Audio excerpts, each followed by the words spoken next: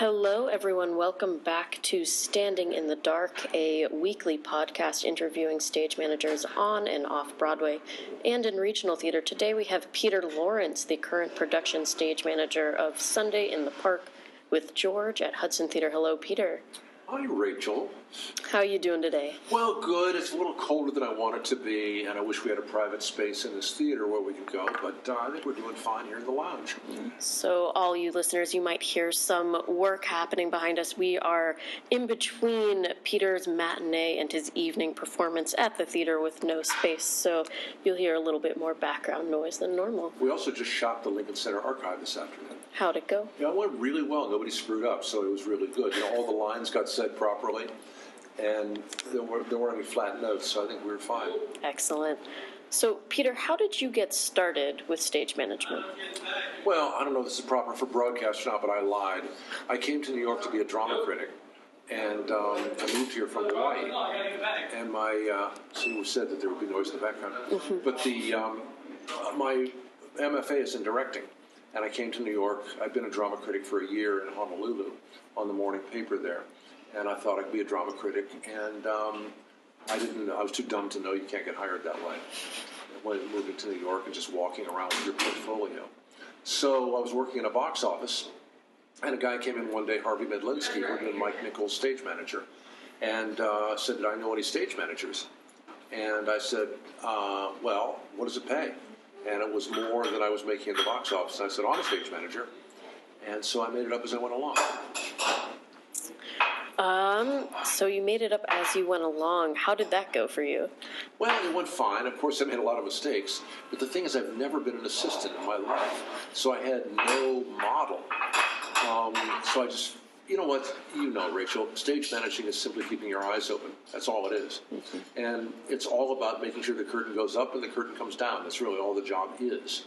And then everything in between is detail. But so I just kept my eyes open and figured, well, what's the best way to do this thing that I have to do? And I did it.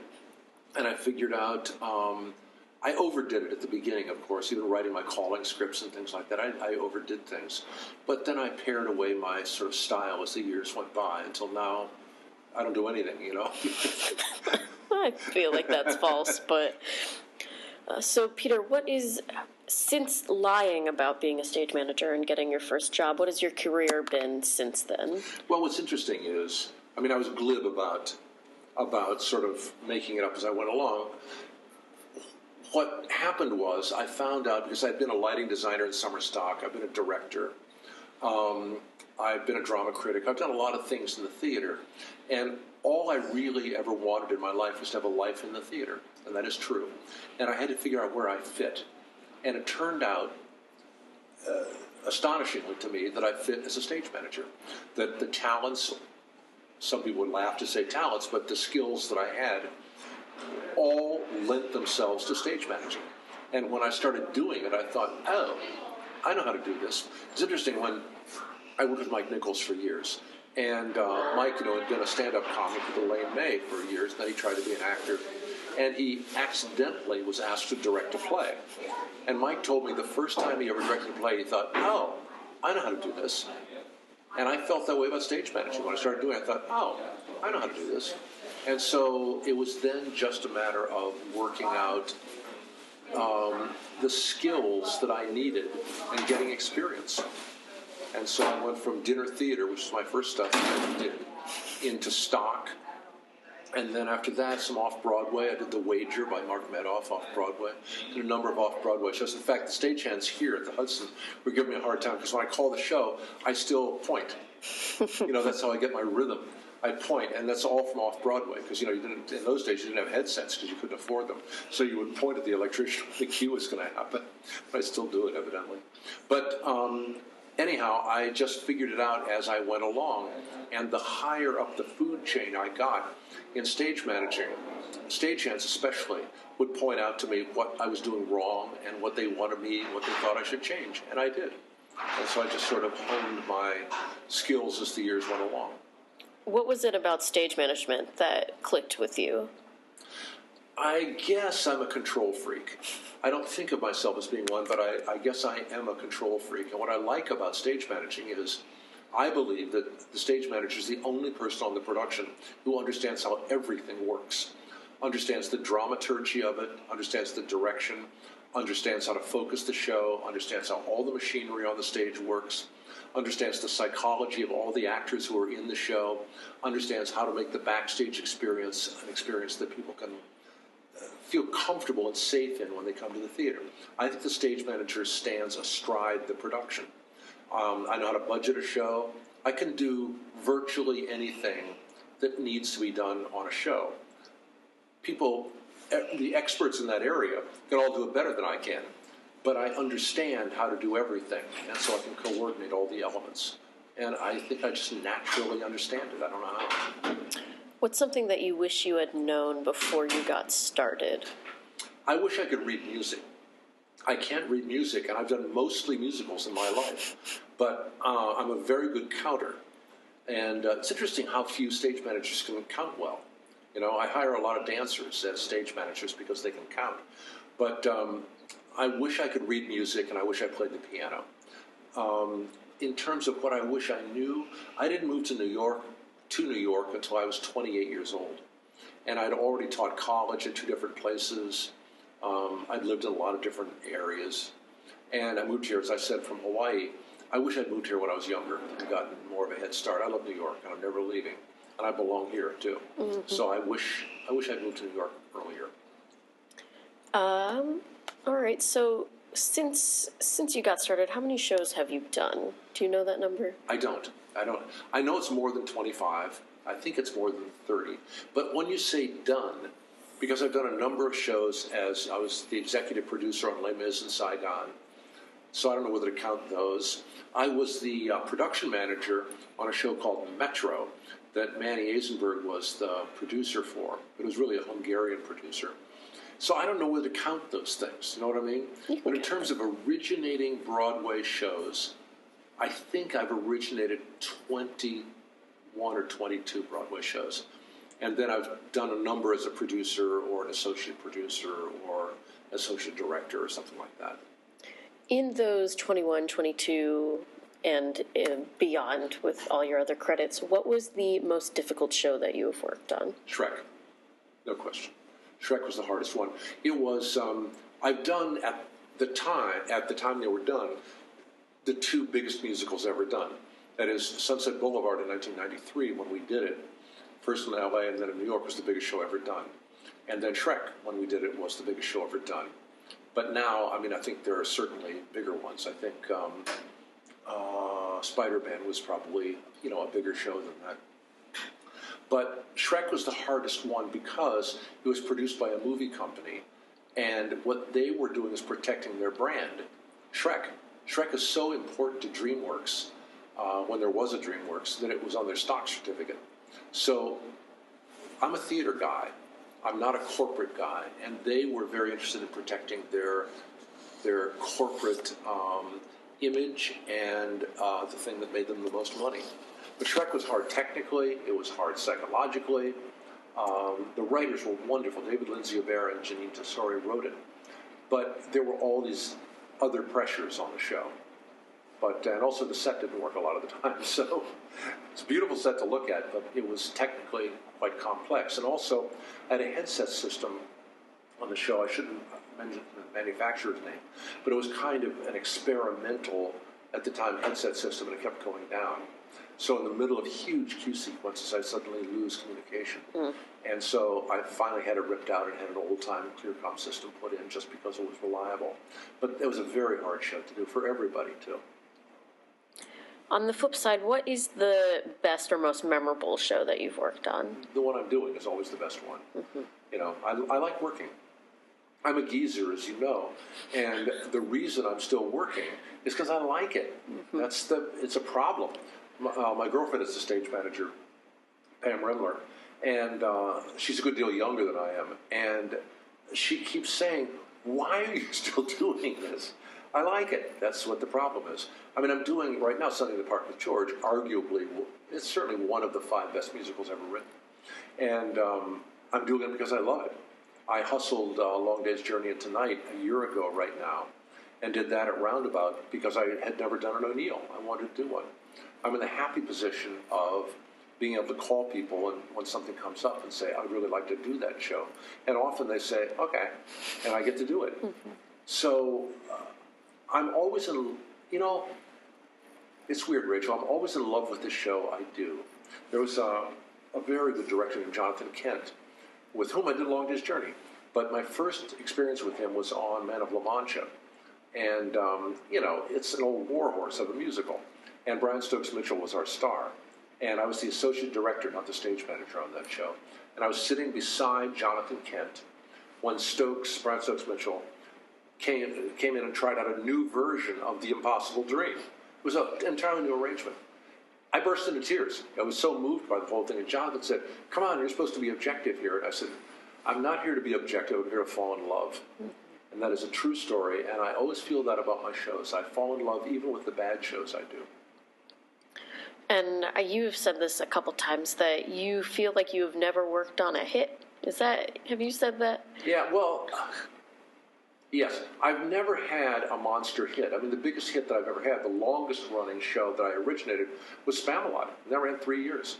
I mean, there are people like Sherry Cohen. You know Sherry Cohen, right? Stage manager. And yeah, she does nothing but long runs. She did Miss Saigon, and then she went from there to Mamma Mia. So she only does long runs. I think she was on Cats before that. But I've had a very good career, but I've never had one of those monster hits. In a way, I'm glad. During the 80s, I had 2 flops a year. I would have a fall flop, and then I would have a spring flop. My birthday is May 1st, and my mom used to kid me that I'm never working on my birthday, and that was always true. But the thing that it did that was great was, by having all those flops, I met everybody in show business. Mm-hmm. And then I would work through all of them. I know everybody. And it was great. If I would have had, I lost Cats when I was supposed to do Cats in '83, and it didn't work out. And had I done Cats, I would have missed working with 6 different producers. And with your love of working, you also do workshops and readings while you're working as well. And what do you think the importance of workshops and readings are? Well, that's what our business is right now. And you can't do a Broadway show, basically, unless you do workshops and readings. The Spamalot was the last show I know of that just tried out. That there was a script, and Mike Nichols said, I'm going to do it. We went into rehearsal and went out of town. That never happens. I've been working on a musical of Bull Durham now for 7 years. A number of different readings, 2 different labs I've done of the show. It's had an out-of-town tryout in regional. It's going to happen eventually, we think in January 2018. But it's just what we do, And also, I think they're interesting. The problem, I think, with especially labs is the audience that comes is always a partisan audience. That is, the people who come are friends and relatives and would-be producers and people whose business it is to say, yay, it's great, as opposed to a mean old paying audience out of town that will say, nah, I don't like that part, change that. You want them to be mean because that's how you fix a show. The other thing that's difficult is I don't know of any other industry anywhere where the very top people in the industry will work for $100 a week. And that's what I'll... Hey, John. Hey, I'm so sorry. That's all right. It's cool. That was John King, who's the house manager of the show, of the Hudson Theater. But I don't know any other... I mean, can you imagine an executive at General Motors going off and doing something for $100? Mm-hmm. But basically, the top people in our industry, Annalee Ashford at my show does workshops and readings all the time. I'm doing a reading with Alex Timbers in 2 weeks. That's just what we do. That's all. Mm-hmm. As you've been in your career, how do you think stage management has grown since when you started? Well, I don't know grown, but it's certainly changed. The biggest changes, certainly, when I started out, there weren't any computers. So computers, I know you can't imagine that, can you, Rachel? I know you can't. But computers changed everything. I bought my first computer in 1985, I think it was. I taught myself how to, no, it must be 87. So I taught myself how to use Microsoft Word by typing the entire Rumors script, which is a show I was doing at the time, into the computer and making all my mistakes and everything at the time. So I would say computers have changed everything, but the other thing that changed everything is money. There was a time in our business in which the kings of our business were Michael Bennett, Bob Fosse, Tommy Tune, Mike Nichols, Gene Saks, people like that. The artists were the key to the whole thing. Now, the money people sort of rule, and I think it makes it very hard. There was a time when Manny Eisenberg would do a show and say, Emmanuel Eisenberg presents. He was the only over-the-title producer. Now, as you well know, there are 25 or 30 producers often over the title. And when those investors are also producers, they want to have a say in where their money is spent.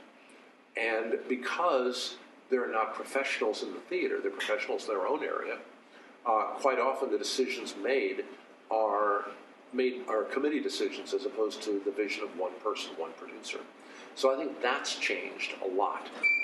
And the technology has changed a lot. I think I might have told you that story that I was doing a show out of town in Chicago, a Nichols show. I think I was doing Elliot Loves. And I went over to see my pals who had just loaded Phantom of the Opera into the auditorium.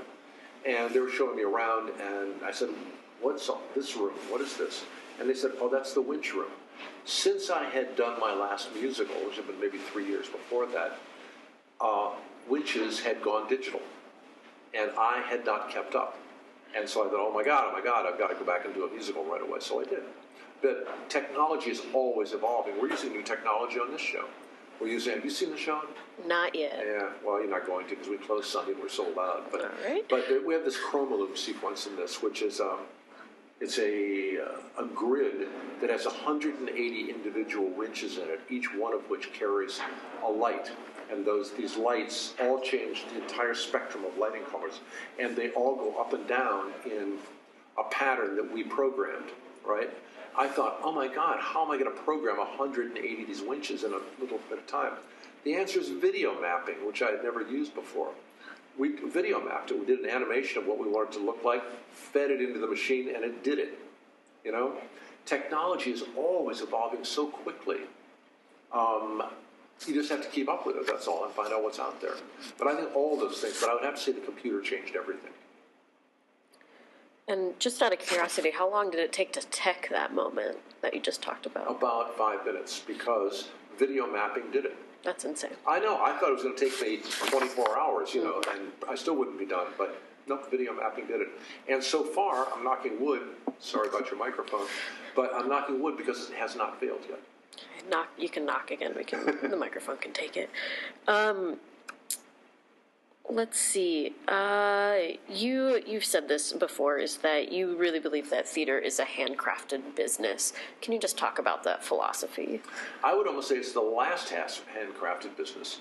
That what it is, nobody knows how theater works. What makes a play successful or not?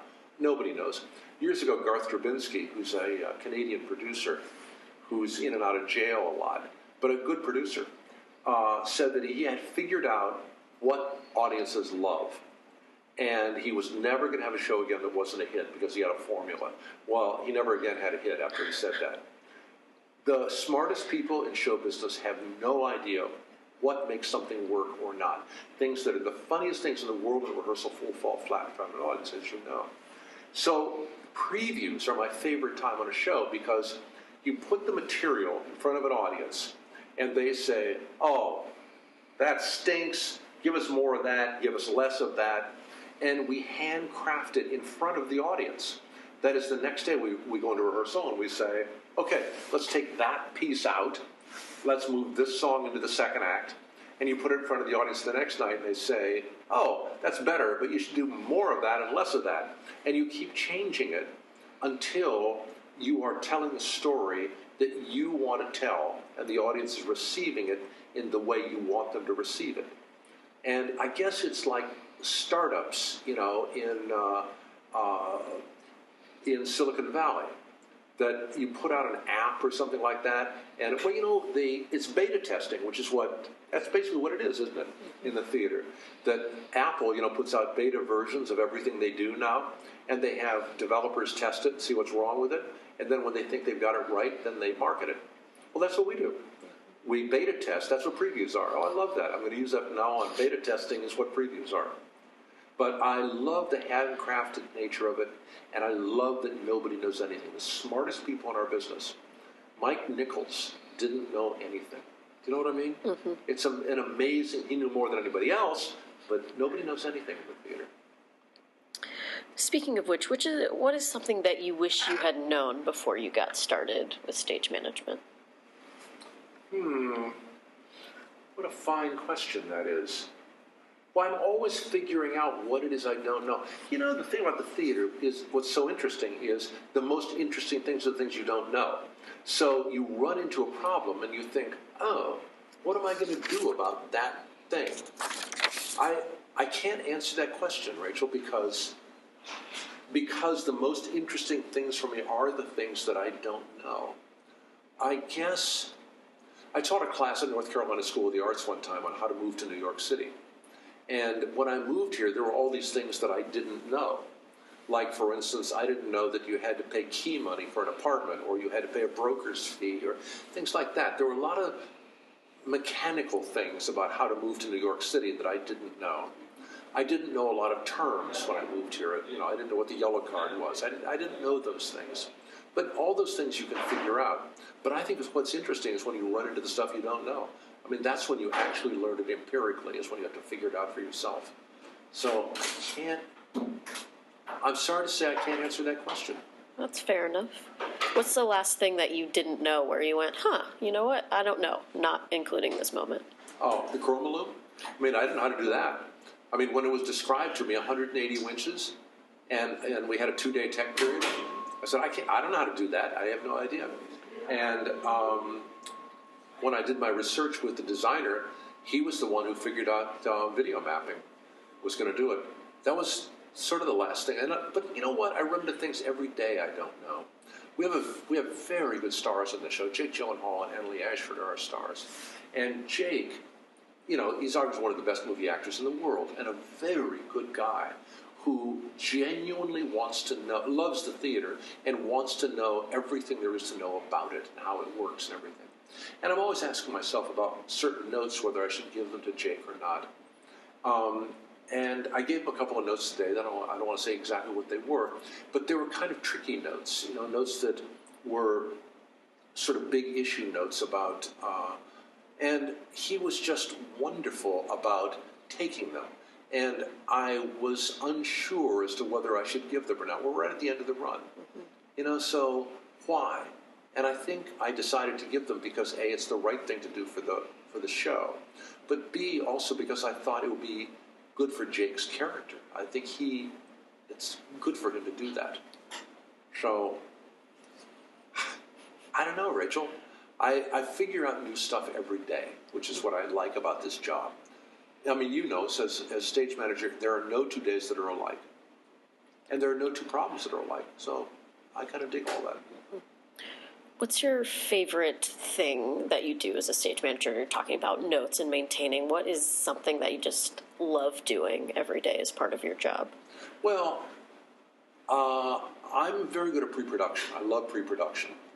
I like each in their own way, each stage of doing a show. But pre-production is great because I always get involved with the designers and the director on that. And then I can understand where things are coming from. So I really enjoy that. Sometimes the rehearsals themselves, for plays, they're more interesting than for musicals, for me. Musicals are much more interesting in tech. I really enjoy tech. I'm good at teching a show, and I like doing it. I always tech my own shows. There are a lot of PSMs who don't, but I tech all my own shows.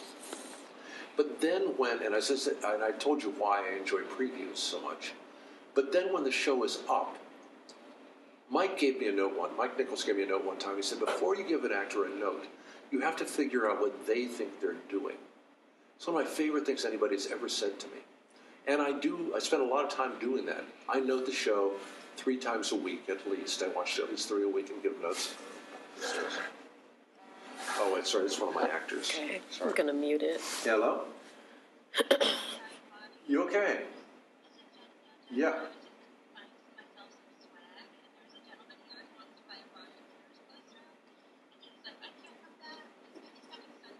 We're out. We don't have any now. We're completely out of posters. Okay, thanks. Okay, Jen. Okay, thanks. Bye. Sorry. That's all right. All right, I'm unmuting now. Where were we? I don't know. We answered a phone call in that little Yeah, break. sorry. One of my actors calling. Mike Nichols gave you the note. Oh, yeah. So you were asking me what I find interesting. And Nichols gave me a note about before you give an actor a note, you have to figure out what they think they're doing. And so I spend a lot of time when I'm noting the show, I was saying I do it 3 times a week, figuring out what people think they're doing on stage. I mean, sometimes somebody's screwing around, that's an easy note to give. Or there's a staging problem, that's an easy note to give. But sometimes you feel the show drifting in a certain direction. And how to write that to bring it back to what the director's and the author's original intention was is kind of a nice mind game to play with yourself. And I really enjoy that part of it too. I don't like closing shows. I think that's nothing but mechanical stuff. That is where everything goes into storage, like that. But I like the theater. I enjoy all aspects of the theater genuinely, or I don't think I would be doing it anymore. Speaking of pre-production, what do you look for in assistants and when you're building a stage management team? That's a very good question. I've sort of learned over the years, I believe everybody should have a constituency. That is, I learned this big time or as Donald Trump said, I learned this bigly. I was doing the Annie National Tour in 1979. And the Annie National Tour, all the Annies have little girls in them. Little girls who are hitting puberty.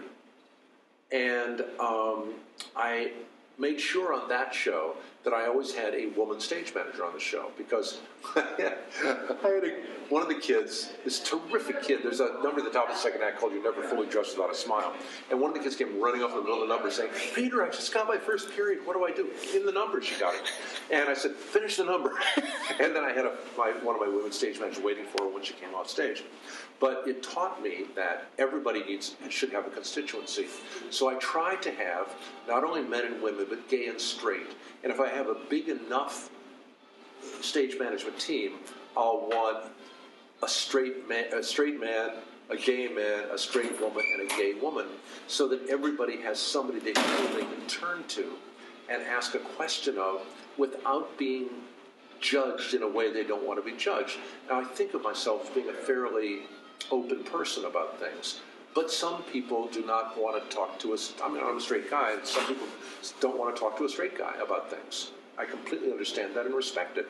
So I try to have a constituency that everybody can talk to on my team. I also put my team together in terms of what I need. I don't like to do props and I don't like to do wardrobe. I'm terrible at those two things. So I always have an assistant who's very good at props. Stephen Milosevic on this show is very good at that. And Kate Crosdale, a Columbia graduate, is on this show, and she did wardrobe and hair for me on this show. She did all that. So, yeah, I always try to build the whole team that way. You know what I mean? And have a good sexual mix and a good mix of skills as well. And you also, I have a note here that you don't hire people who say, "What does it pay?" even though you did that. Yeah. Well, I was dumb at the beginning. I got smarter. I don't like it when I'm doing an interview with somebody, and that's the first thing they want to know. I want people who want to do the job. And I do hire people. Usually the person who wants the job the most gets it. Mm-hmm. I also have a note here that you, quote unquote, don't like star fuckers. I would never say anything like that, Rachel. Mm-hmm. I have had problems in the past, especially with PAs, who were so overwhelmed with stars that they wanted to have their pictures taken with them, that were always sort of sidling up to the stars to get something personal from them. I won't have it because I want people there who just want to do the job. That's their only concern. We talked about this a little bit before, but what was it like when you were PSMing and ADing when you were doing that in your time where you were the associate director? It's a natural thing for Broadway stage managers to do. That is, the old idea of stage managing was always that the stage manager was responsible for everything from the proscenium arch upstage, technical, artistic, welfare of the cast, everything. That's changed with the English system a lot. So now there are a lot of associate directors, and stage managers are often relegated to a technical position. I think that's the right, in my book, I don't believe in that at all. And so associate directors and stage managers, to me, it's the same job. And one time with an English director on Chitty Chitty Bang Bang, he offered me, he said, you could do either job. And I said, no, I do both jobs. And he said, oh, it's not possible. You either have to think with an artistic head or the technical head. And I said, American stage managers can do both. We're trained to do both things. So to me, it's exactly the same job. In fact, I was saying about Man of La Mancha, being the associate director on that, I found it boring just being the associate director. I like doing both things. Sorry, this mic is doing weird things. I think we're all right. All right. You talked about Mike Nichols a lot. Who are some other mentors and people that you've worked with throughout your career? That's easy. I wouldn't be in the Broadway community if it were not for Colleen Dewhurst and Zoe Caldwell. I did tried out in stock a show called An Almost Perfect Person. Zoe Caldwell directed it. It was the first show she ever directed. And Colleen Dewhurst, who was an established star, was our star in the show. And we tried it out in stock, and then we did the summer stock circuit. Then we went to the Annenberg Center in Philadelphia, and a producer bought it for New York and said, but Peter Lawrence has never done a Broadway show, so we're not going to hire him. The two of them refused to bring the show in without me. I wouldn't have a career without the two of them. So they were great to me. Certainly Manny Eisenberg taught me how to budget a show, how to produce a show. He's definitely one of my mentors. And to this day, Manny is the one I turn to if I have a real question about show business I don't know how to figure out. Mike Nichols, above all, artistically, he gave me an aesthetic about the theater that I will never lose and never forget. He's the smartest person I've ever met. Gene Saks, who just died a year and a half ago, I guess. A great director, 5 Tony Awards. You know what I mean? These people, nobody knows Gene Saks' name anymore. He won 5 Tony Awards. A great director, and taught me about trusting my own hunches. He was very good about that. Who else? I love Sam Mendes. I've only done one thing with Sam, but we've stayed friends over the years. But I think those people that I mentioned, and then almost every stage manager I've ever worked with has been, people are coming into the bar now. So almost every stage manager I've ever worked with has taught me something too. So I would call them my mentors. Great. Hold on. I'm going to pause this real quick. Sorry, our lobbies are open. All right, and we are live again after we have moved downstairs. All right, Peter, so you're talking about mentors. How did you, in the same vein, how did you get started with teaching? Well, I always thought I was going to be a teacher. That's really where I began all this. And I started to be a lawyer, and it occurred to me in undergraduate school that being a lawyer was not meant for me. And it never occurred to me that I could be in a professional theater. So I thought I'd be a teacher. And I taught for 2 years on a BA at Transylvania College in Lexington, Kentucky. It's one of my proudest credits. And after that, I started teaching when I was 21. And when after I was done with those 2 years, I decided I better get an MFA if I was going to continue teaching. And that summer, I made a gigantic mistake. I did a season of summer stock with professional actors. And I was a lighting designer that summer and an actor. And I did both things that summer. And I figured out that being with professionals was the coolest thing there ever was. They're more fun. They know what they're doing in a way that I found I had never found in the academic theater. And the sort of anti-intellectual basis of the whole thing I found very attractive, So then I went to Hawaii to get my MFA, which I eventually got.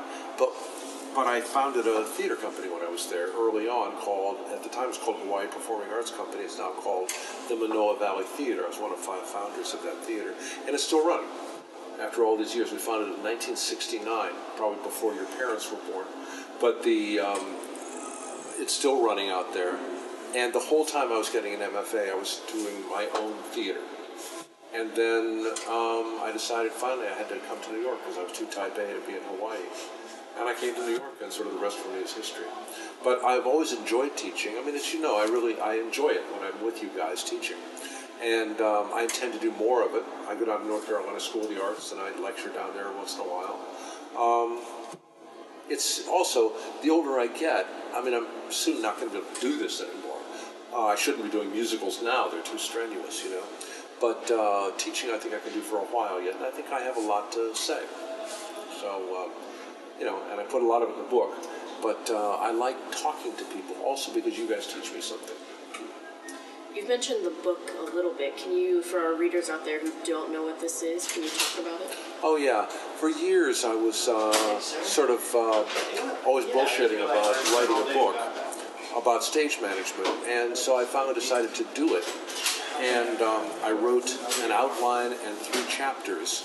And then it turned out that a publisher was interested in publishing it. So I finished the book, and it's called Production Stage Management for Broadway.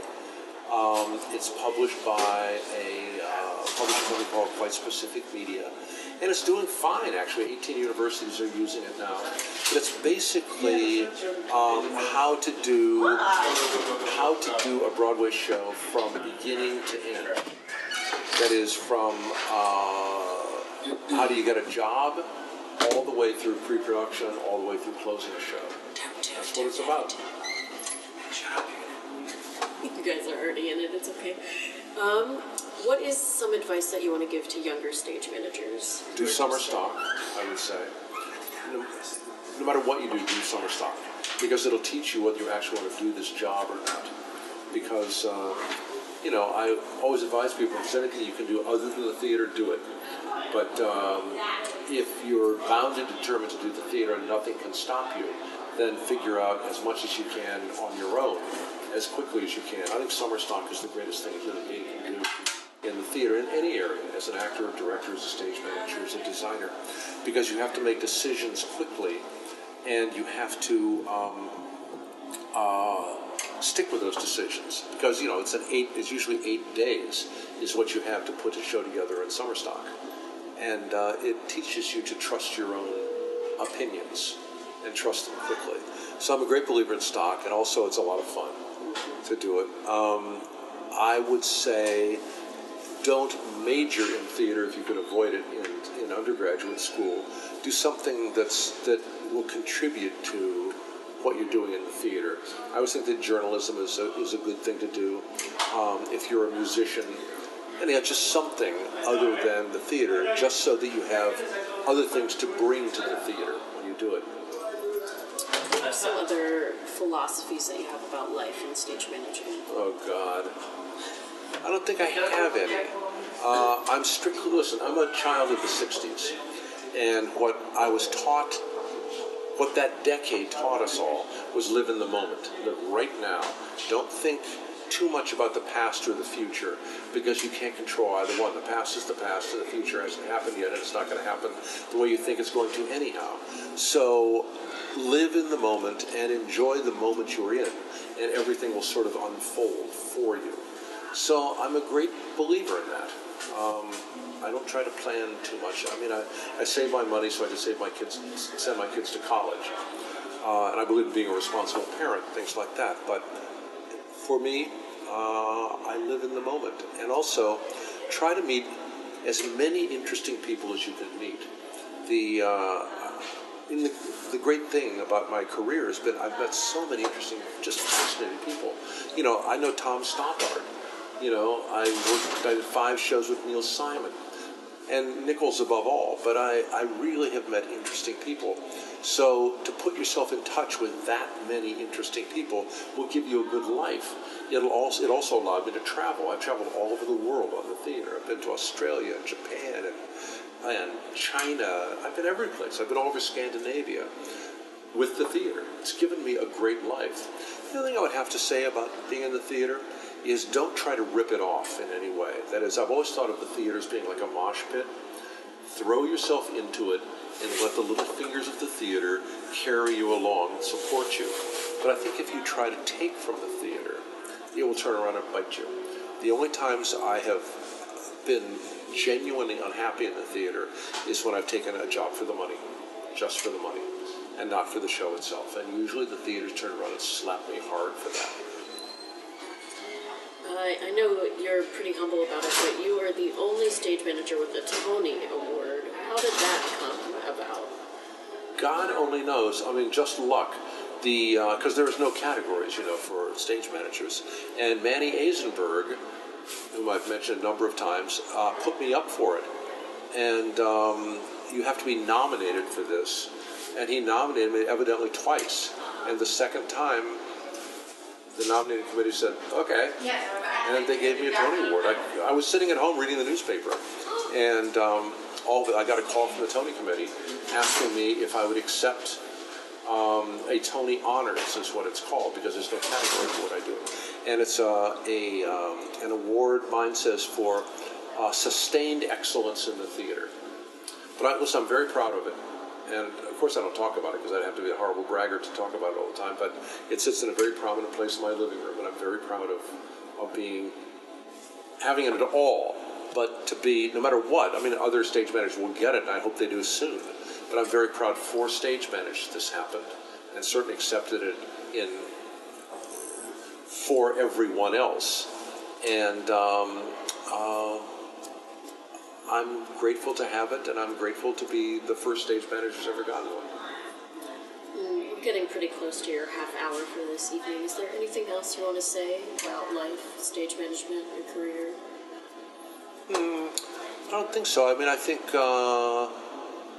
I've had a very enjoyable life. I mean, as I said, I'm a child of the 60s, and pleasure for me is what a lot of my life is about.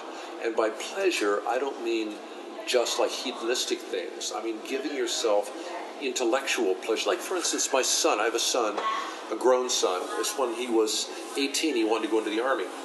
And because he could buy things cheap at the PX, he said he wanted to buy stereos cheap and everything. And he came down to, because I was divorced, he came down to New York, and we spent a week or so together. We walked around Central Park and talking. And I said, there are pleasures in life that you can't have unless you're educated.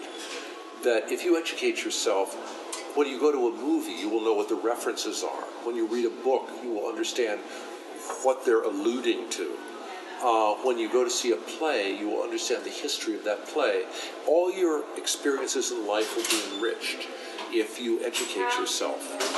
And I am a great believer in education first, but in self-education as well, so that everything you do in life will be pleasurable. That is, any book you read, you in your own mind will be cross-referencing. Any movie, any play, architecture, travel, you name it, you'll be cross-referencing everything. So educating yourself is one of the greatest things you can possibly do. I always admired opera goers, long-time opera goers, because they've seen the same opera 25 times with different casts. Well, I'm doing Sunday in the Park with George right now, which I saw 5 times. I was a total show queen for the first version of it. I bring so much to this show, and I've seen the other versions of it that have been done, and I can appreciate it because I'm self-educated. That's what I would say. And there's half hour. That's half hour. All right, thank you very much, Peter. Thank you, Rachel. I enjoyed it. All right.